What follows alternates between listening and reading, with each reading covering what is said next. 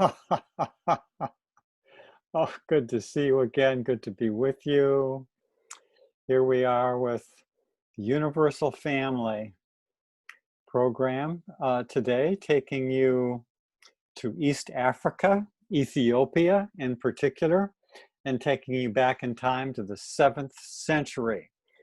There's a character then and there named Zera Jacob, and he was a religious thinker, a philosopher, uh, and let's see, the son of a poor Ethiopian farmer. He attended traditional Ethiopian school, studying the Psalms, sacred music, and Ethiopian literature.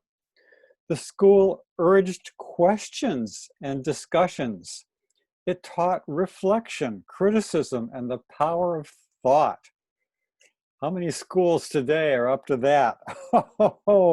Following a period of devastation brought about by foreign invasion, Ethiopia was undergoing a religious revival and suffering from various religious conflicts.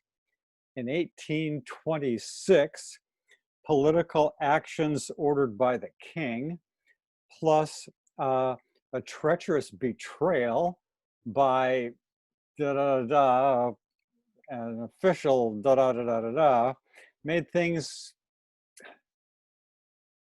dangerous for Jacob. Only 27 years old, Zera Jacob fled for his life, taking nothing but a small amount of gold and his copy of the Psalms. On his way to the region around Addis Ababa, he found a cave in a beautiful valley where he stayed for 2 years until the king died. In the cave, he formulated his basic ideas of philosophy. This is from a book called the Treatise of Zera Jacob. If you want the bibliographical information, please consult the blog post at universalfamily.org. I understand that there is a creator. These are quotes from his text. They're excerpts that I've made. I understand that there is a creator, greater than all creatures. He is intelligent who understands all, for he created us as intelligent from the abundance of his intelligence. God did not create me intelligence without a purpose. That is, to look for him and grasp him and his wisdom in the path he has opened for me, and to worship him as long as I live. Why is it that all men do not adhere to truth instead of believing falsehood? The cause seemed to be the nature of man, which is weak and sluggish or lazy. Man aspires to know truth and the hidden things of nature, but his endeavor is difficult and can only be attained with great labor and patience. As Solomon said, with the help of wisdom, I have been at pains to study all that is done under heaven.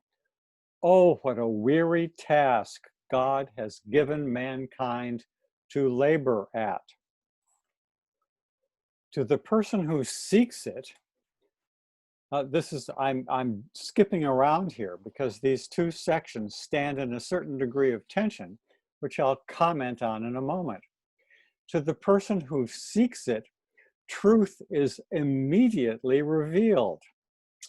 Indeed, he who investigates with the pure intelligence set by the Creator in the heart of each man and scrutinizes the order and laws of creation will discover truth.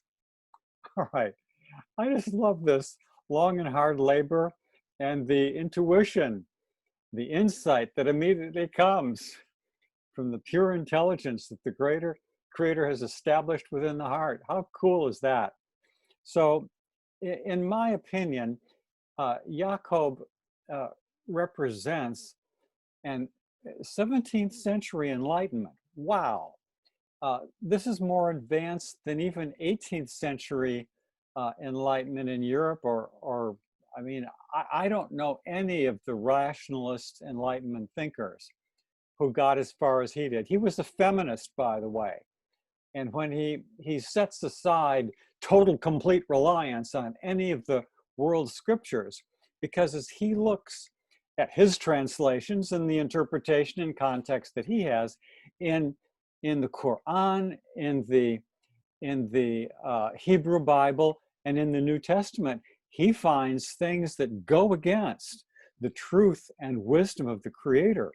For example, laws regarding the uncleanness of women. Ooh, and da da da da da da. I mean, this guy is amazing. So,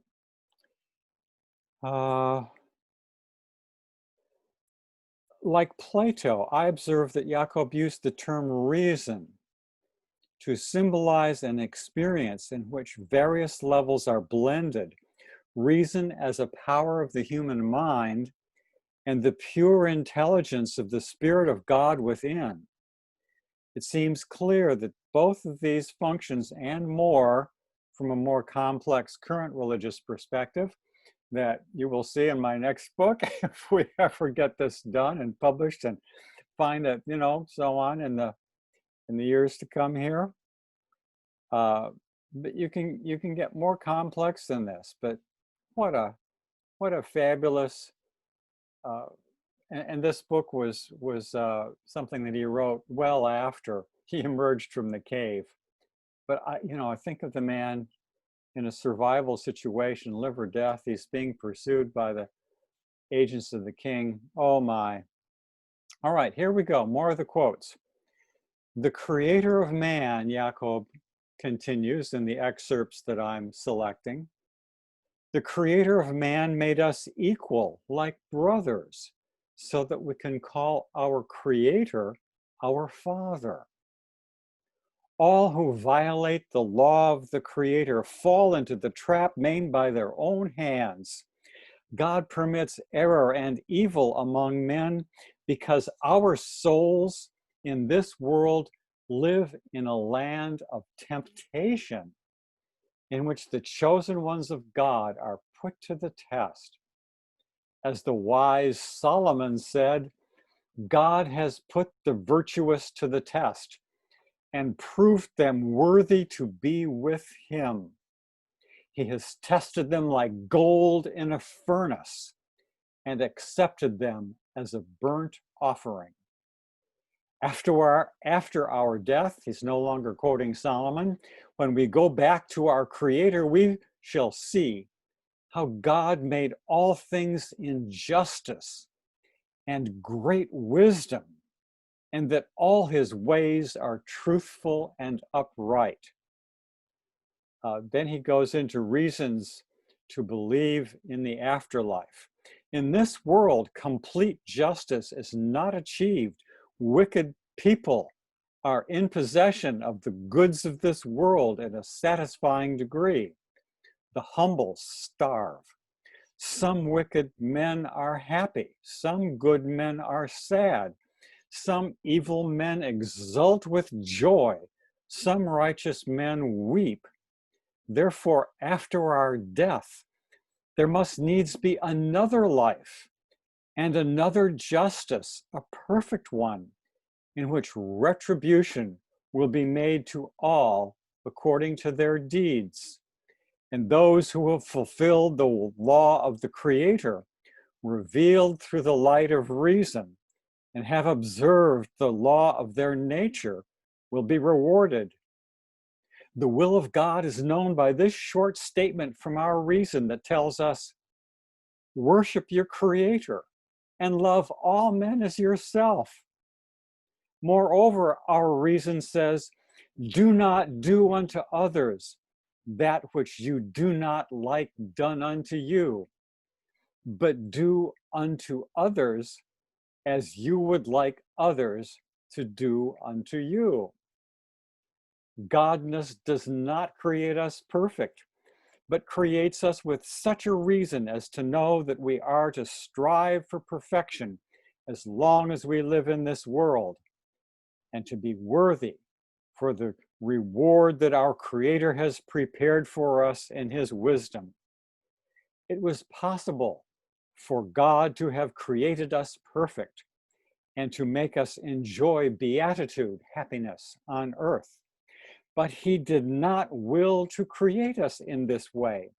Instead, He created us with the capacity of striving for perfection and placed us in the midst of trials of the world so that we may become perfect. And the rest is the bibliographical note. Isn't that uplifting and speaking to our time as much as any message that contemporaries are putting out there? Oh, well, I think so. So much for this religious philosopher and philosophical religionist and da-da-da-da-da-da, evangelosopher, da-da-da-da-da-da. And let me assure you once again, that no matter what is going on in your life and in our world, always know that you are a divinely created, infinitely loved, spiritually indwelt, evolutionary, free will, son or daughter of the living God. Good day.